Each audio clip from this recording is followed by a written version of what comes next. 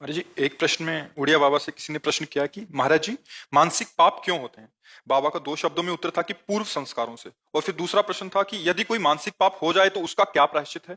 तो बाबा ने उत्तर दिया, सच्चे मन से पश्चाताप करें और भगवत नाम जप करें। भगवान के नाम जप में अचिंत्य शक्ति है। इससे अनंत जन्मों के पाप विध्वंस हो जाते हैं। नाम में जितने पापों को जलाने की शक्ति है उतने पाप मनुष्य एक जीवन में कर ही नहीं सकता। बाबा का उत्तर था। अब इसमें क्या है कि मानसिक का जो पाप होता है वो मन की मलिनता होती है। जैसे भक्तों का मन भगवान का ही चिंतन करेगा, उनके रूप की, उनकी लीला की, उनके नाम की, उनकी बातों का।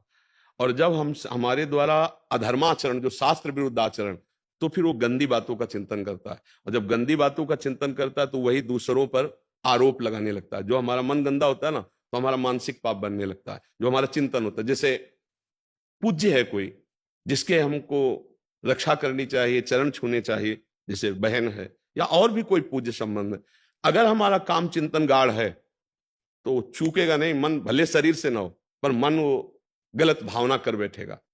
ऐसे ही बहुत लाखों मानसिक पाप होते हैं। आप देखो ना, जिस मन में भजन नहीं होता वो करता क्या है? राग द्वेष का चिंतन करता है, नाना प्रकार के जो लाखों पाप, तभी मलिनता भरती चली जाती है। पर कलयुग का एक प्रताप है, कलिकर एक पुनीत प्रतापा, मानस पुण्य होए नहीं पापा। अगर मानसिक पाप का दंड मिलता तो हमारी दुर्गति पक्की थी। पर कलयुग में चूंकि मलिन हृदय अधिक होंगे, इसलिए सिद्धांत बना दिया गया कि जब तक शरीर से पाप नहीं होगा तब तक मानसिक पाप का दंड उसे नहीं दिया जाएगा। अगर कहीं मानसिक पाप का दंड होता तो बहुत बड़ा लगता। तो हमारे मानसिक पाप बने ही ना, क्योंकि मानसिक चिंतन कलयुगी प्राणी उसे रोक नहीं सकता, क्रिया में उतार देगा, क्योंकि उसमें क्षमता नहीं है। इसलिए अगर मानसिक चिंतन रुक जाए, जैसे मन ने हमारे कुछ गलत सोचा, अब हमारी क्षमता नहीं कि उसकी सोच को मिटा दे, हमको गलत करना पड़ेगा। वो हमको विवश कर देगा, वो हमें पागल बना देगा। कोआ मदान दो मदना तुरुआ, जहां कामना प्रबल हुई तो आदमी पागल हो जाता है। बाद में खुद सोचता है, ग्लानि करता है कि यार मुझे नहीं करना चाहिए, ऐसा क्यों हो गया। वो जो कामना जागृत हुई, अब वो कामना संकल्प बन गई तो क्रिया करा के रहेगी। अगर केवल स्फुरणा हुई, शांत हो गई तो बच गए। तो स्फुरणा ही ना हो, इसके लिए कोई उपाय? तो बाबा कह रहे नाम जप। भगवान के नाम जप से सारी मानसिक मलिनता भस्म हो जाएगी। वही चिल्ला चिल्ला के कहते कि राधा राधा राधा राधा हर समय रटते रहो, बच जाओगे। जो मानसिक पाप हैं, जो शारीरिक क्रियाओं में परिणित हो जाते हैं, उनको हम वहां उदय ही ना होने दें, उनका संकल्प ही ना बनने दें। तो राधा राधा राधा राधा हम नाम जप करते रहे। और सच्ची बात, कभी कामनाओं की पूर्ति नहीं होती, कभी नहीं हुई।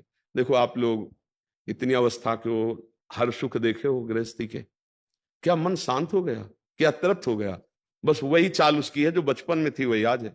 देखो ईमानदारी से देखो, अगर रुका है तो भजन से रुका है, दूसरा कोई उपाय नहीं। नहीं तो पूरा जीवन हमारा ऐसे खोखला हो जाएगा, नष्ट हो जाएगा। और ये भोग लें, ये देख लें, ये सूंघ लें, ये छू लें, ये खा लें, इसी में जीवन चला जाता है। चलो, जैसी भी परिस्थितियों पर राधा राधा तो बोलते रहो। नहीं संभाल पा रहे हो, राधा राधा बोलते रहोगे, सब संभल जाएगा। नाम जप में बड़ी सामर्थ्य है भगवान का। और एक बात बाबा कह रहे हैं कि तुम चिंता ना करो, अगर आगे पाप तुमसे ना बने, ऐसा तुम भजन कर लो, ऐसा अपना आचरण सुधार लो, तो कह रहे तुम्हारे सारे पाप नष्ट हो जाएंगे। इतने पाप तुम कर ही नहीं सकते जितने नाम में पाप नाश की सामर्थ्य है। महाराज जी, एक इसमें बाबा कह रहे हैं कि नाम जप में अचिंत्य शक्ति है। अचिंत्य अचिंत्य शब्द। का तात्पर्य होता तुम सोच भी नहीं सकते कि उसमें कितनी सामर्थ्य है। अरे जब भगवान को अधीन कर लेता है नाम जपक, तो और तो बात है। सुमीर पवन सुत पावन नामू, अपने बस करी राखे रामू। भगवान को अधीन कर लिया तो और शक्ति की क्या बात। और भगवान भी नाम की महिमा को नहीं पूर्ण रूप से गाए।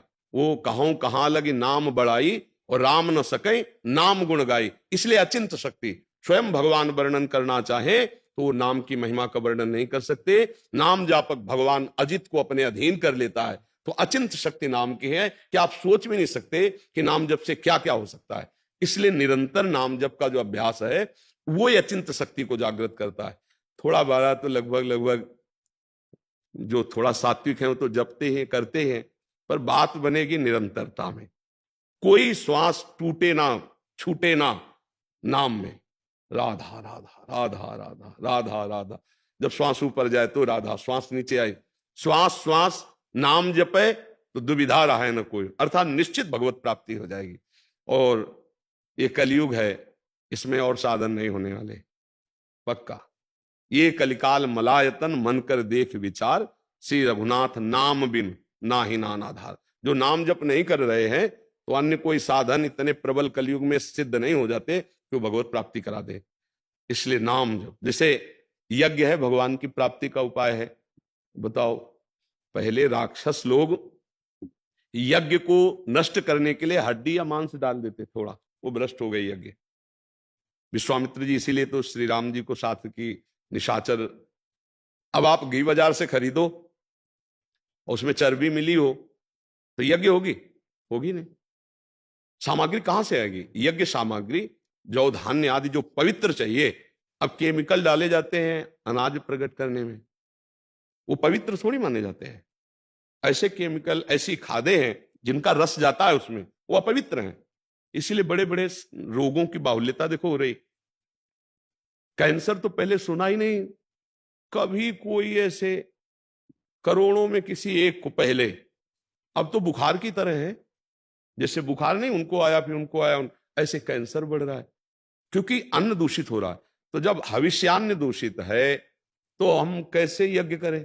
कलयुग में यज्ञ सिद्धि बड़ा मुश्किल है भाई। बड़ा शुद्ध घी हो और शुद्ध हविष्यान्न हो और शुद्ध मंत्र बोलने वाले हो, शुद्ध मंत्र हो, आराधना तप हो, तब यज्ञ तो बड़ा कठिन।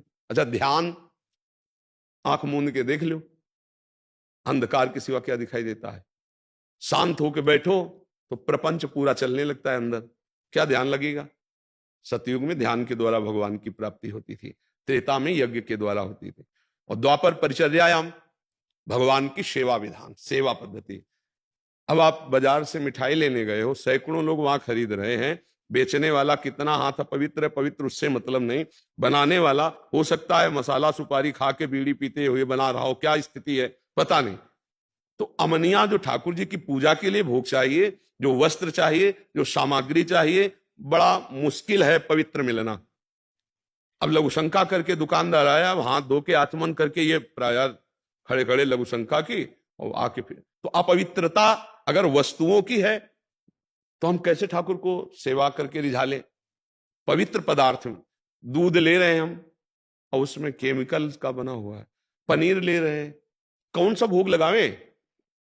हर घर में गाय तो नहीं पाली जा रही, तो सेवा पद्धति ठाकुर की कैसे होगी? गाय के दुग्ध से स्नान कराया, गाय के घृत से बने हुए पकवान सुंदर भोग लगाए, भगवान की आरती उतार, कहां है?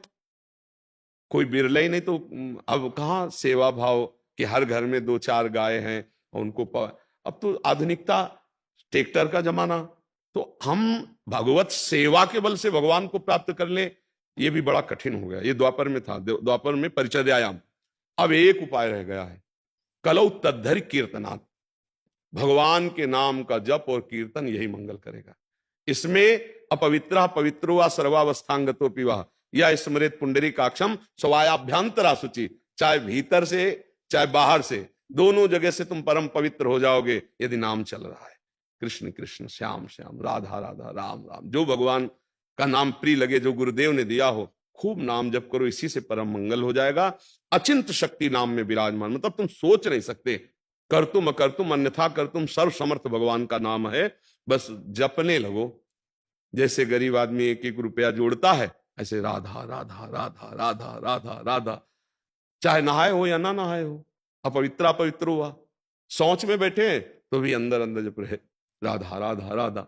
मतलब सोच में दिल फेल हो जाए तो क्या करो? तो सोच में भी हमें अलर्ट रहना है। शौचालय में गए राधा राधा, नाम के लिए कोई निषेध नहीं, मंत्र के लिए निषेध, मंत्र नहीं जप सकते, नाम को कहीं भी जप सकते हो। अपवित्र पवित्र हुआ, चाहे पवित्र हो चाहे पवित्र हो, तो खूब नाम जप करे तो शारीरिक मानसिक सब पापों से मुक्ति मिल जाती है और भगवान हमें अपनी शरण में ले लेते हैं। हमारा आवागमन जो जन्म मरण का चक्र है, इससे छुटा देते हैं।